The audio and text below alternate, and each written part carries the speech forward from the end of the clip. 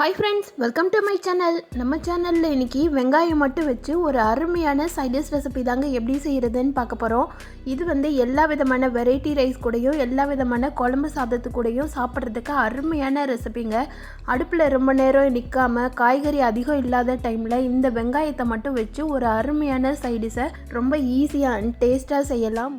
முக்கியமாக சொல்லணுன்னா இதை வெறுமனே சாதத்து கூட பரட்டி சாப்பிட்றதுக்குமே அருமையான சைடிஷுங்க. குழம்பு எதுவுமே வைக்க தேவையில்லை, இந்த வெங்காயம் மட்டும் இருந்தால் போதும்.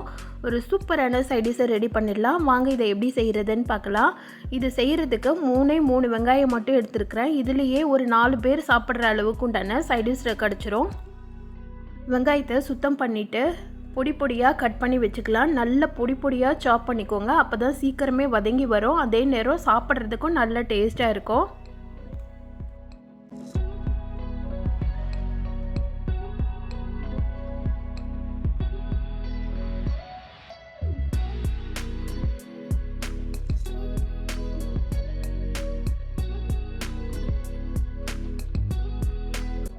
இதே மாதிரி எல்லா வெங்காயத்தையும் நல்லா மைன்யூட்டாக சாப் பண்ணி கட் பண்ணி வச்சுக்கோங்க. இப்போ கடாயை சூடு பண்ணிவிட்டு அதில் 2லேருந்து 3 ஸ்பூன் அளவு எண்ணெய் சேர்த்துக்கலாம். எண்ணெய் நல்லா சூடாகி வந்தோடனே நம்ம கட் பண்ணி வச்சுருக்கிற வெங்காயத்தை சேர்த்துக்கலாம். இது கூடவே ஒரே ஒரு பச்சை மிளகாவை 2-3 கட் பண்ணிவிட்டு சேர்த்துருக்குறேன். உங்ககிட்ட மோர் மிளகா இருந்ததுனாலும் அதையும் இந்த டைமில் சேர்த்துக்கோங்க, நல்ல டேஸ்ட்டாக இருக்கும். இப்போ மிளகா வெங்காயம் எல்லாத்தையும் நல்லா ஹை ஃப்ளேமில் வச்சு வதக்கிக்கோங்க. லோ ஃப்ளேமில் வச்சிங்கன்னா சவன்னு ஆகிடும். ஹை ஃப்ளேமில் வச்சு வதங்கினா தான் வெங்காயம் நல்லா கிறிஸ்பியாக கிடைக்கும். அதனால் ஹை ஃப்ளேமில் வச்சு கைவிடாமல் கிளறிக்கிட்டே இருங்க. இது நல்லா வதங்கி சுருண்டு வரணும். வெங்காயம் நல்லா கோல்டன் கலரில் மாறி வரணும், அந்த அளவுக்கு நல்லா வதக்கிக்கோங்க.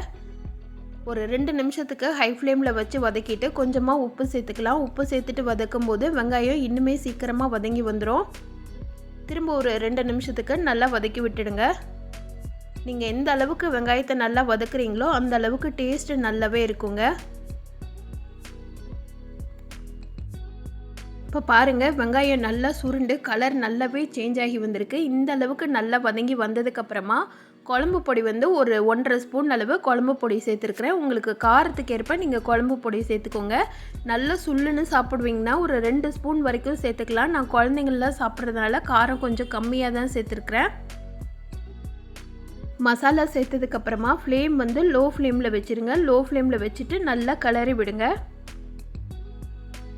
மசாலா சேர்த்து வதக்கும் போது கொஞ்சம் எண்ணெய் இருக்கிற மாதிரி பார்த்துக்கோங்க. எண்ணெய் இல்லாத பட்சத்தில் ஒரு ஸ்பூன் மட்டும் எண்ணெய் சேர்த்துக்கிட்டு வதக்குங்க.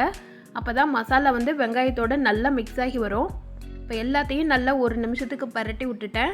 இப்போ ஃப்ளேம் லோ ஃப்ளேம்லேயே இருக்கட்டும். ஒரு மூடி போட்டு ஒரே 1 நிமிஷம் மட்டும் ஜஸ்ட்டு மூடி போட்டு வச்சுருங்கன்னா வெங்காயம் இன்னுமே நல்லா சுருண்டு வதங்கி வந்துடும். பாருங்கள், மசாலா எல்லாமே வெங்காயத்தோடு இறங்கி வந்துருச்சு. நம்ம ஊற்றின எண்ணெய்லாம் லைட்டாக பிரிய ஆரம்பிச்சிருச்சுல்ல, இதுதான் கரெக்டான கன்சிஸ்டன்சி. பாருங்கள், ரொம்பவே சூப்பராக வெங்காயம் சுருண்டு நல்லா வதங்கி வந்திருக்கு. இதை நீங்கள் தயிர் சாதம் கூட வச்சு சாப்பிட்டிங்கன்னா ஒரு பிளேட் சாப்பிட்ற இடத்துல 3 பிளேட் சாதம் சாப்பிடுவாங்க. அந்த அளவுக்கு ரொம்பவே டேஸ்ட்டாக இருக்கும். குழம்பு எதுவுமே வைக்காத பட்சத்தில் கூட இந்த வெங்காயத்தை போட்டு சாதத்தோடு பரட்டி சாப்பிட்டிங்கன்னா அவ்வளவு சூப்பராக இருக்குங்க. இந்த டேஸ்டான ஈஸியாக செய்யக்கூடிய இந்த வெங்காய வறுவலை நீங்களும் உங்கள் வீட்டில் செய்து பாருங்கள். செய்து பார்த்துட்டு எப்படி இருந்துச்சுன்னு சொல்லிட்டு கமெண்ட் பண்ணுங்கள். இந்த வீடியோ பிடிச்சிருந்ததுன்னா இந்த வீடியோக்கு லைக் பண்ணி சேனலை சப்ஸ்கிரைப் பண்ணிவிடுங்க. Thank you friends.